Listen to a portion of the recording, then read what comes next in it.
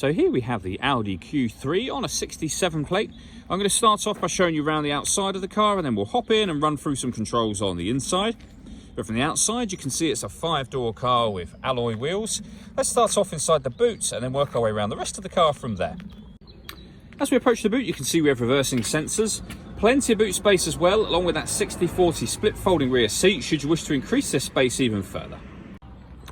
Okay, so we're just going to work our way back round to the front of the car, and then we'll hop in and run through some controls on the inside. But now that we've done a full circle of it, you can see it's in excellent condition the whole way round.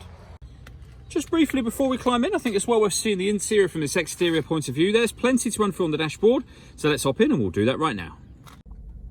Okay, now that we're inside the car, we're going to start with the dials. On the left-hand side, we have the rev counter, and on the right-hand side, the speedometer and fuel gauge. In the middle, you can see the total miles for this car, which are 22,072.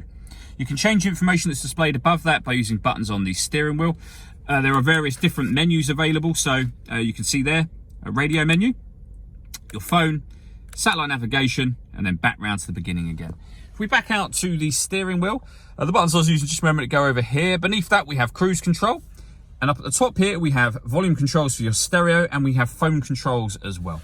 The phone controls can only be used after such time as you pair the phone up, and that is done on the screen just here, using the buttons down here. So we're on the radio menu at the moment, but if I press menu, and then I use this dial, you'll see that we can rotate it around to any of the things being highlighted up on the screen just there. So for example, the radio, which we were just on, if you want to listen to your own music, you can do. And then from here, you can see there are plenty of ways to listen to your own music, and they include Bluetooth audio. All of the stuff that I'm doing is still being done using that dial and the 4 buttons that surround it that I showed you just a moment ago. This car's got satellite navigation. There's a full video showing how that works on both our website and on our YouTube channel as well, and you can pair your telephone under that heading just there.